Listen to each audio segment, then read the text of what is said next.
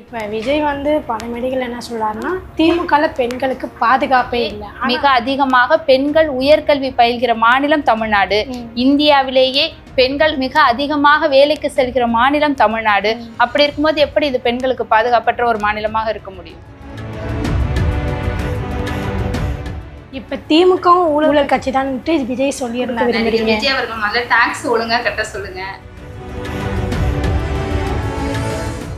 இப்போ இந்த 2026 யாருக்கான தேர்தலாக இருக்க போகுது? ஆப்வியஸாக சொல்லணும்னா 2026 தேர்தல் திராவிட முன்னேற்ற கழகத்துக்கு தான். டெல்லியில் இருக்கிற திரு அரவிந்த் கெஜ்ரிவால் அவர்களாக இருக்கட்டும், துணை முதலமைச்சராக இருக்கட்டும், எப்போதும் எங்களுக்கு துணை நிற்கிற முதலமைச்சர் திரு ஸ்டாலின் அவர்களுக்கு நன்றி அப்படின்னு அவர்களுடைய எக்ஸ்தல பக்கத்தில் குறிப்பிட்டிருக்காங்க. மோடி இப்போ தமிழ்நாடு மதுரைக்கு வந்திருக்காரு, பிரச்சாரத்துக்காக வந்திருக்காரு. அந்த அரங்கத்துக்குள்ளேருந்து பெரியார் படத்தை நீக்கிருக்காங்க. இப்போ நடக்க போகிறது ஒரு மாநில தேர்தல். இப்போ எதுக்கு இவர் அங்கேயிருந்து இங்கே வராருன்னு தெரியல. அவர்களுடைய நோக்கம் இங்க ஒரு கலவரத்தை தூண்டணும். தமிழ்நாடு ஒரு அமைதி பூங்காவா திகழுது, மணிப்பூர் மாதிரி பத்தி எரிய மாட்டேங்குது, கலவரம் வெடிக்க மாட்டேங்குது. உலக நாடுகளே இஸ்ரேலுடைய அதிபரை ஒரு குற்றவாளியா பார்க்கும் பொழுது அங்க போயிட்டு இவர் என்ன சொல்றாரு? இந்தியா மதர்லாண்டு, இஸ்ரேல் ஃபாதர்லாண்டுங்கிறாரு. வேலூர்ல நடந்த மாநாடுல விஜய் சொல்லியிருந்தாரு, என்ன குற்றவாளி ஆக்கிட்டீங்க. மாண்புமிகு முதலமைச்சர் அவர்கள் சொல்லும் போது கூட எந்த ஒரு இடத்திலும் அவரை குற்றவாளின்னு சொல்லவே இல்லை. சொல்லாத ஒன்றை திருச்சி எதை கேட்டாலும் கை தட்டுறதுக்கு ஒரு கூட்டம் இருக்கு அப்படிங்கிற ஒரு மமதையில ஏறி நின்று என்ன பொய்ய வேணாலும் பேசலாம், என்ன புரட்ட வேணாலும் பேசலாம். நீர்த்திரை நேயர்களுக்கு வணக்கம். நம்மோடு சிறப்பு விருந்தினராக திமுகவின் இளம் பேச்சாளர் ஸ்ரீலேகா அவர்கள். வணக்கம். வணக்கம். இப்போ இந்த 2026 யாருக்கான தேர்தலாக இருக்க போகுது? ஆப்வியஸாக சொல்லணும்னா 2026 தேர்தல் திராவிட முன்னேற்ற கழகத்துக்கு தான். ஏன் அப்படின்னா இது மக்களுக்கான ஒரு தேர்தலாக தான் இருக்கு. தொடர்ந்து மக்களுடைய உரிமைகளை பறிக்கின்ற ஒரு சதி திட்டத்தை தொடர்ந்து பாஜக செஞ்சுக்கிட்டே வருது. இன்னும் சொல்லணும் அப்படின்னா நேத்தி அரவிந்த் கெஜ்ரிவால் அவர்கள் விடுதலையான ஒரு மகிழ்ச்சியான செய்தி. அந்த செய்தியிலையும் என்ன சொல்லியிருக்காங்க அப்படின்னா, டெல்லியில இருக்கிற திரு அரவிந்த் கெஜ்ரிவால் அவர்களாக இருக்கட்டும், அந்த துணை முதலமைச்சராக இருக்கட்டும், என்ன சொல்லியிருக்காங்க அப்படின்னா, எப்போதும் எங்களுக்கு துணை நிற்கிற முதலமைச்சர் திரு ஸ்டாலின் அவர்களுக்கு நன்றி அப்படின்னு அவர்களுடைய எக்ஸ்தல பக்கத்துல குறிப்பிட்டிருக்காங்க. இது எதை சொல்லுது அப்படின்னா, தொடர்ந்து பாஜகவினர் சிபிஐயும் விலைக்கு வாங்கிட்டு ஒரு அரசியல் சதியா இதை பண்ணும்பொழுது தொடர்ந்து உச்சநீதிமன்றமாக இருக்கட்டும், உயர்நீதிமன்றமாக இருக்கட்டும், தொடர்ந்து பல்வேறு விதமாக பாஜகவை கண்டிச்சுட்டே வருது, ஒன்றிய அரசாங்கத்தை கண்டிச்சுட்டே வருது. யார் வேணாலும் சொல்லிக்கலாம், திராவிட முன்னேற்ற கழகத்தை தன்னுடைய எதிரியாக ஏன் முன்னிறுத்திக்கிறாங்க அப்படின்னா, தன்னோட மேல ஒரு வெளிச்சம் விழணும் அப்படின்னு சொன்னா ஒரு சக்தி வாய்ந்தவங்களை, ஒரு வலிமையா இருக்கிறவங்கள தான் பார்த்து நம்ம எதிரில் முன்னிறுத்த முடியும். வேற ஏதாவது தொடர்ந்து பிஜேபி தமிழ்நாட்டுக்குள்ள எந்த மாதிரியான சதிகளை கொண்டு வருது? எஸ்ஏஆர் பத்தி குரல் கொடுக்க மாட்டோம், மும்மொழி கொள்கை பத்தி குரல் கொடுக்க மாட்டோம், இந்தி திணிப்பு பத்தி குரல் கொடுக்க மாட்டோம். அப்ப பிஜேபியுடைய மறைமுகமான ஒரு கைக்கூலியாக நடிகர் விஜய் இருக்கிறதுனால திமுகவை தான் எதிரியா முன்னிறுத்துவாரு. நடிகர் விஜய்னாலதான் உங்களுக்கு அதிமுகவோட வாக்கு வங்கி சரியுங்கிறதே கிடையாது. அதிமுக போய் சேர்ந்திருக்கிறது பிஜேபி கூட. அப்படிங்கும் பொழுது பிஜேபி கூட சேர்ந்தப்பயே அதிமுகவோட வாக்கு வங்கி சரிஞ்சு அதுல பாதாளத்துக்கு போகுதுங்கிறது உறுதி. அதனால விஜயோடைய வருகையினாலன்னு இல்ல, பாஜகவுடைய கூட்டணியினால. ஆனா இப்ப விஜய் பல மேடைகள் என்ன சொல்றாருன்னா திமுகல பெண்களுக்கு பாதுகாப்பே இல்லை. ஆனா அது விஜய் சொல்றாரு. ஆனா தாவிக்கால பாதுகாப்பு இருக்கும்னு நீங்க நினைக்கிறீங்களா? கண்டிப்பா கிடையாது. இது என்னன்னா, பெண்களுக்கு எதிரான குற்றங்களுக்கான அந்த குற்ற திருத்த மசோதா இருக்குல்ல, தண்டனை, அதை மிக அதிகப்படுத்தி இருக்கிறது இந்தியாவிலேயே தமிழ்நாட்டுல மட்டும்தான். அது மாண்புமிகு தமிழ்நாட்டு முதலமைச்சர் மட்டும்தான். நம்மளுடைய அந்த வளர்ச்சிங்கதான் இருக்கட்டும், இந்தியாவிலேயே மிக அதிகமாக பெண்கள் உயர்கல்வி பயில்கிற மாநிலம் தமிழ்நாடு. இந்தியாவிலேயே பெண்கள் மிக அதிகமாக வேலைக்கு செல்கிற மாநிலம் தமிழ்நாடு.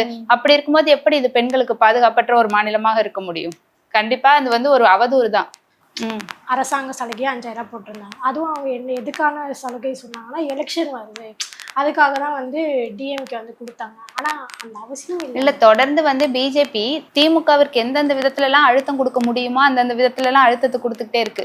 அப்படி இருக்கும் பொழுது பிஜேபியை சேர்ந்த அஸ்வின் குமாருங்கிற ஒரு வழக்கறிஞர் தான் இந்த வழக்கை போடுறாங்க. என்னன்னா, எதுவுமே கொடுக்க கூடாது, தேர்தல் வரைக்கும் எந்த ஒரு நலத்திட்டத்தையும் செயல்படுத்தக்கூடாதுங்கிறதுக்காக போட போறாரு. அதே வழக்கு போட்டுட்டா இந்த 3 மாசமும் கொடுக்க முடியாது, பெண்கள் திண்டாடுவார்கள். ஏன்னா இந்த 1000 ரூபாயை நம்பி எத்தனையோ பெண்கள் தன்னுடைய மருத்துவ செலவாக இருக்கட்டும், ஒரு பணம் கட்டுறதா இருக்கட்டும், அந்த மாதிரி இந்த 1000 ரூபாங்கிறது அவங்களுக்கு மிக பயனுள்ளதா இருக்கு. இந்த 3 மாசம் அவங்க திண்டாடிடக்கூடாது அப்படிங்கிறதுக்காக தான் இந்த 3 மாத தொகையோட சேர்த்து கோடைக்கால தொகையும் சேர்த்து மொத்தமா ஒரு 5000 ரூபாய் போட்டாங்க. ஆனா சில பேர் அதை கூட வந்து கிண்டல் தானே பண்ணிட்டு இருக்காங்க. அந்த தேவைகள் இருக்கிற பெண்களுக்கு அந்த முகத்துல இருக்கிற அந்த மகிழ்ச்சி. ஏன்னா இது வந்து எப்பொழுதுமே வந்து தமிழ்நாட்டு முதலமைச்சராக இருக்கட்டும், திராவிட முன்னேற்ற கழகமாக இருக்கட்டும், எந்த ஒரு நலத்திட்டத்தை செயல்படுத்துறது வந்து எல்லாரும் பாராட்டணும், அவங்கெல்லாம் பாராட்டணும் அப்படிங்கிறதுக்காகவே கிடையாது. மக்கள் பயன்பெறணும், விளிம்பு நிலையில் இருக்கிற மக்கள் பயன்பெறணும், பெண்கள் பயன்பெறணும். அப்படிங்கும் போது அந்த விதத்துல இது வெற்றி தான். அடுத்தவர்களுடைய விமர்சனங்களை கருத்துல கொள்ளணும்னு அவசியம் கிடையாது. இப்போ ரீசெண்டாக வந்து அதிமுகவில் இருந்து ஓ பன்னீர்செல்வம் வந்து திமுகவில் இணைஞ்சிருக்காரு.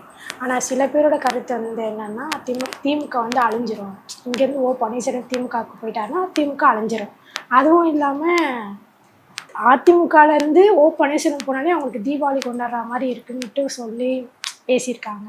அது சம்பந்தமா நீங்க அதுவும் யாருன்னு சொன்னா அவர் வேற யாரும் இல்ல, அதிமுகவை சேர்ந்த திரு சி.வி. சண்முகம் அவர்கள் தான் அதை சொன்னாங்க. இன்னும் சொல்லணும் அப்படின்னா, முதல்ல திமுக அழிஞ்சிரும் இந்த மாதிரி வார்த்தைகளுக்கெல்லாம் முன்னாடி அதிமுக எல்லாம் எப்பவோ அழிஞ்சு போயிடுச்சு. அதிமுகவே அங்க இல்ல முதல்ல. அந்த மாதிரி இருக்கும் பொழுது முழுக்க முழுக்க தன்னுடைய சித்தாந்தத்திற்கு எதிரான சித்தாந்தமாக இருக்கிற பிஜேபிட்ட போய் சேர்ந்திருக்கிற அதிமுகவிற்கு திராவிட சித்தாந்தத்தோட இருக்கிற திராவிட முன்னேற்ற கழகம் என்பது அதிமுகவோட தாய் கழகம். அதுவும் எதற்காகனா, திராவிட சித்தாந்தத்தை பேணி காக்கிற ஒரே இயக்கமாக திராவிட முன்னேற்ற கழகம் தான் இருக்கு அப்படிங்கிறதுக்காக தன்னை தாய் கழகத்துலதான் இணைச்சிருக்காரே தவிர, எடப்பாடி அவர்களை போல முழுக்க முழுக்க எதிரான சித்தாந்தம் கொண்ட பிஜேபியிடம் சென்று தன்னுடைய கட்சியை அவர் அடமானம் வைக்கல. அதனால இது வந்து இந்த கட்சி அழிஞ்சிரும்னு சொன்னது திரு தமிழிசை சவுந்தரராஜன் சொல்லியிருக்காங்க. இன்னும் சொல்லணும் அப்படின்னு சொன்னா, அப்பேந்து ஆரம்பிச்ச மூதறிஞர் ராஜாஜி அவர்கள் ஆரம்பிச்ச சுதந்திர கட்சியாக இருக்கட்டும், பெருந்தலைவர் காமராசர் அவர்கள் ஆரம்பிச்ச கழகமாக இருக்கட்டும், தமிழிசை சவுந்தரராஜன் அக்காவுடைய அப்பா ஆரம்பிச்ச கட்சி காந்தி காமராஜ் தேசிய காங்கிரஸ், சிலம்பு செல்வர் மாப்போசி அவர்கள் ஆரம்பிச்ச தமிழக அரசு கழகம், நடிகர் திலகம் சிவாஜி கணேசன் அவர்கள் ஆரம்பிச்ச கட்சி, நடிகர் கார்த்திக், நடிகர் சரத்குமார், இது போல நடிகர் டி ராஜேந்திரன் அவர்கள், இப்படி எத்தனையோ கட்சிகள் இந்த தமிழகத்துல வந்திருக்குது. அப்ப இதுல பாதி கட்சிகள் திராவிட முன்னேற்ற கழகத்தை எதிரின்னு சொல்லி ஆரம்பிச்ச கட்சி தான், திராவிட முன்னேற்ற கழகத்தை அழிப்பேன் ஒழிப்பேன்னு சொல்லி ஆரம்பிச்ச கட்சி தான். ஆனா 1949 ராயபுரம் ராபின்சன் பூங்காவிலே உதித்த இந்த உதயசூரியன் 75 ஆண்டுகள் கழித்தும் இன்றைக்கும் தன்னுடைய வண்ணத்தை மாற்றாமல், சின்னத்தை மாற்றாமல், கொண்ட கொள்கையை மாற்றாமல் மக்களுக்கான ஒரு இயக்கமாக, மக்களின் நலத்தை மட்டுமே பற்றி சிந்திக்கக்கூடிய ஒரு இயக்கமாக இருக்கிறது. மக்களை பற்றி மட்டுமே சிந்திக்கக்கூடிய ஒரு தலைவர், செயல் தலைவராக எங்களுடைய தமிழ்நாட்டு முதலமைச்சர் இருப்பதனாலதான் இங்க வந்து என்சிஆர்டி சிலபஸ் மேல நீதிமன்றம் வந்து வழக்கு தொடுத்திருக்கு. ஏன்னா நீதிமன்றத்துல ஊழல் அப்படின்னு 8ஆம் கிளாஸுக்கு பாடம். நீங்க எப்படிப்பட்ட ஒரு விஷம விதைகளை தொடர்ந்து கல்வியின் வாயிலாக மாணவர்களுக்கு தூவுறதா இருக்கட்டும், அப்படிப்பட்ட ஒரு என்சிஆர்டி சிலபஸ் தான் இங்க வந்து அவன் வந்து தேசிய கல்விக் கொள்கைங்கிற பேர்ல கொண்டு வரணும்னு நினைச்சாங்க. அதையும் நாங்க உள்ள விடல. அப்படிங்கும் போது மக்களுக்கான இயக்கமாக இருக்கிற வரைக்கும் திராவிட முன்னேற்ற கழகத்தை எந்த கொம்பனாலுமே அசைக்க முடியாது அப்படிங்கறத நிதர்சனமான உண்மை. அதனால திமுகவுக்கு அழிவுன்னு சொன்னவங்களாம் தான் அழிஞ்சு போயிருக்காங்க. அதனால இது போன்ற விமர்சனங்களை எப்பயுமே பெருசா எடுத்துக்கிறது கிடையாது. நீங்க ஊழல் சொல்லும் போது தான் ஒரு கேள்வி கேட்கணும்னு தோணுது. இப்ப திமுகவும் ஊழல் கட்சி தான்ட்டு விஜய் சொல்லியிருந்தாரு ஒரு மேடையில. அவருக்கு நீங்க என்ன மாதிரி பதில் கொடுக்க விரும்புறீங்க? விஜய் அவர்கள் முதல்ல டாக்ஸ் ஒழுங்கா கட்ட சொல்லுங்க. இந்த மாதிரி ஊழல் அப்படின்னு பேசுறதுக்கு முன்னாடி தான் சார்ந்திருக்கிற அந்த கட்சியில இருக்கிற ஆதவ அர்ஜுனா யாரு அப்படிங்கறதெல்லாம் ஊரறிந்த ஒரு செய்தி. அதே போல ஊழல் குற்றச்சாட்டுகள்ங்கிறத மிக ஈஸியா அள்ளி வீச முடியும். ஆனா இது வரைக்குமே எந்த ஊழலும் நிறுவனமானது இல்லை. இப்ப நேத்தி ஆம் ஆத்மி கட்சியின் தலைவருக்கு நடந்தது போலதான் ஒரு வாட்டியும் தன்னுடைய எதேச்சதிகாரத்தை பயன்படுத்தி ஏதாவது ஊழல் குற்றச்சாட்டுகளை போட முடியுமே தவிர, ஆனா அது ஒருபோதும் ஜனநாயக அமைப்பு இருக்கிற இந்தியாவிலே நிரூபிக்க முடியாது. அப்படிங்கும் போது இந்த மாதிரி ஊழல் பண்றாங்க, பெண்களுக்கு பாதுகாப்பு இல்லை இப்படிங்கிறதெல்லாம் ஒரு பெருவாரியான ஒரு குற்றச்சாட்டுகள் தானே ஒழிய எதுவுமே நிரூபிக்கப்பட்ட உண்மைகள் கிடையாது. உண்மை என்ன அப்படிங்கிறது அது வழியில தினசரி பயணிக்கிற நம்மை போன்ற சாமானியமான மக்களுக்கு தெரியும். அதனால ஒவ்வொரு முறையும் விமர்சனங்களுக்கு நம்ம போய் பதில் கொடுக்காம மக்களுக்கான நலத்திட்டங்களை தொடர்ந்து பேணுவதில் கண்ணும் கருத்துமாக இருக்கிறார் நம்முடைய தமிழ்நாட்டு முதலமைச்சர். இப்போ என்னன்னா மோடி வந்து இப்போ தமிழ்நாடு மதுரைக்கு வந்திருக்காரு, பிரச்சாரத்துக்காக வந்திருக்காரு. அந்த அரங்கத்துக்குள்ளேருந்து பெரியார் படத்தை நீக்கியிருக்காங்க. அதை நீங்கள் அதை நீங்கள் எப்படி பார்க்குறீங்க? இல்ல இது வந்து என்ன அப்படின்னா இப்ப நடக்க போகிறது ஒரு மாநில தேர்தல். இப்ப எதுக்கு இவர் அங்கேயிருந்து இங்க வராருன்னு தெரியல. அதே மாதிரி இவங்க வராங்க இங்க அப்படிங்கும் போது இவர் மதுரைக்கு மட்டும் போல திருப்பரங்குன்றம் அந்த இதுக்கு போகிறாரு அப்படிங்கும் போது இவங்க எந்த மாதிரியான ஒரு நோக்கத்துல உள்ள நுழையிறாங்க அப்படிங்கறதுதான் ரொம்ப மிக முக்கியமான ஒரு செய்தி. நீங்க பாத்தீங்கன்னா அரோகரா அரோகரான்னு சொல்லிட்டு இருந்தோம் நம்ம திருப்பரங்குன்றத்துல. திடீர்னு பார்த்தா பாரத் மாதா கி ஜெயன்ட்டு ஒரு கூட்டம் உள்ள போகுது. அவர்களுடைய நோக்கம் என்னவா இருக்கும் அப்படின்னா கண்டிப்பா அது எங்கேயுமே அந்த ஒரு ஆக்கப்பூர்வமான சிந்தனை எல்லாம் கிடையாது. அவர்களுடைய நோக்கம் இங்க ஒரு கலவரத்தை தூண்டணும், தமிழ்நாடு ஒரு அமைதி பூங்காவா திகழுது, மணிப்பூர் மாதிரி பத்தி எரிய மாட்டேங்குது, கலவரம் வெடிக்க மாட்டேங்குது, உத்தரப்பிரதேசம் மாதிரி கலவரம் நடக்க மாட்டேங்குது, குஜராத் மாதிரி கலவரம் நடக்க மாட்டேங்குது, அங்க பில்கிஸ் பானு அந்த வழக்கு அதெல்லாம் வந்து மிக கொடுமையான ஒரு கொடுமை. அந்த மாதிரிலாம் என்னடா தமிழ்நாட்டுல எதுவுமே நடக்க மாட்டேங்குது, அவனும் எதேதோ பண்ணிக்கிட்டே இருக்கான். அதே மாதிரி இப்ப எதுக்கு ஒரு மாநில தேர்தலுக்கு ஒரு இந்தியாவினுடைய பிரதமர் வராருன்னு தெரியல. ஒரு 142 கோடி மக்களுடைய ஒரு பிரதிநிதியாக தான் நம்ம பிரதமரை தேர்ந்தெடுத்துக்கிறோம். அவருடைய செயல்பாடுகளை நீங்க தொடர்ந்து பாத்தீங்கன்னா நேற்று இஸ்ரேலுக்கு போயிருக்காங்க. உலக நாடுகளே வந்து இஸ்ரேலுடைய அதிபரை வந்து ஒரு குற்றவாளியா பார்க்கும் பொழுது அங்க போயிட்டு இவர் என்ன சொல்றாரு, இங்க வந்துட்டு என்ன சொல்றாருன்னா இந்தியா வந்து மதர்லாண்டு, இஸ்ரேல் வந்து ஃபாதர்லாண்டுங்கிறாரு. அவருடைய பேச்சாக இருக்கட்டும் ஒரு இதா இருக்கட்டும் எதுவுமே வந்து மக்களுடைய வளர்ச்சியை நோக்கியே போல. ஏதாவது ஒரு குளறுபடி எங்கேயாச்சும் போய் ஏதாவது பிஜேபியோட வேலையே அதுதான். எங்க பார்த்தாலும் ஏதாவது பிரிச்சு விட்டுட்டு கலவரத்தை தூண்டி விட்டு அதுல குளிர்காயறது அதோட வேலை. இப்போ ஒரு மாநில தேர்தல் நடக்க போகுது, இதுக்கு எதுக்கு அவர் வராருன்னு தெரியல.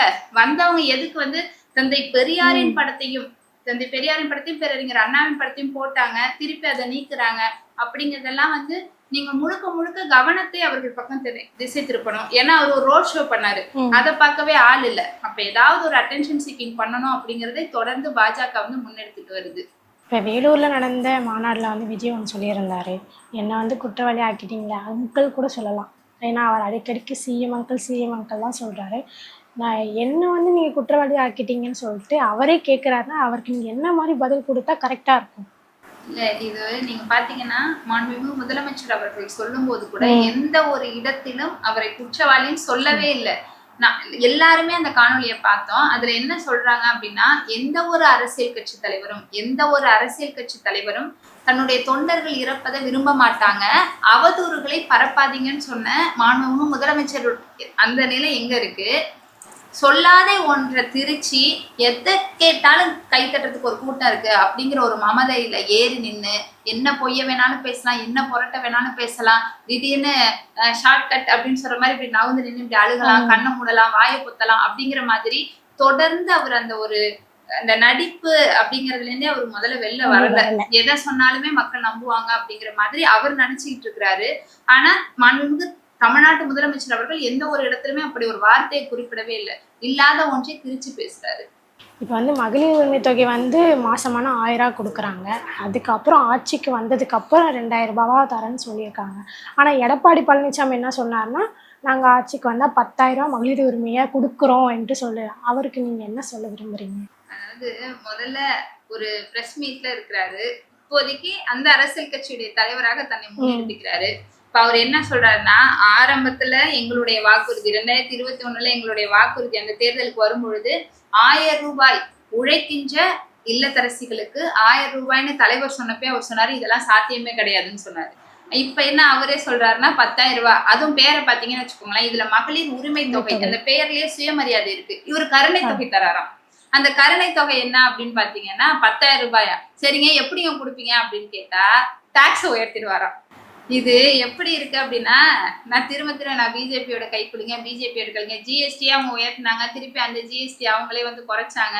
அதே போல இவர் வந்து நீ வரியை உயர்த்தி பணத்தை தருவனா யாராச்சும் முதல்ல ஓட்டு போடுவோமா அப்படிங்கும் போது இதெல்லாம் வந்து இப்படி போற போக்குல சிரிச்சுட்டு போற மாதிரி தான் இருக்கு அவருடைய வாக்குறுதிகள்லாம். கருணை தொகைன்றது அது ஒரு தப்பான வேடு தானே. ஆமா அதுதான் நான் சொன்னேன். அந்த சுயமரியாதையோட ஒவ்வொரு இடத்துலயுமே பாத்தீங்கன்னா விடியல் பயணம் எங்கேயுமே நீங்க இலவசம் பார்க்க முடியாது. விடியல் பயணம், புதுமை பெண் திட்டம், தமிழ் புதல்வன் திட்டம், அப்ப அந்த வார்த்தைகள்லயே பாத்தீங்கன்னா எதுவுமே இலவசம் கிடையாது.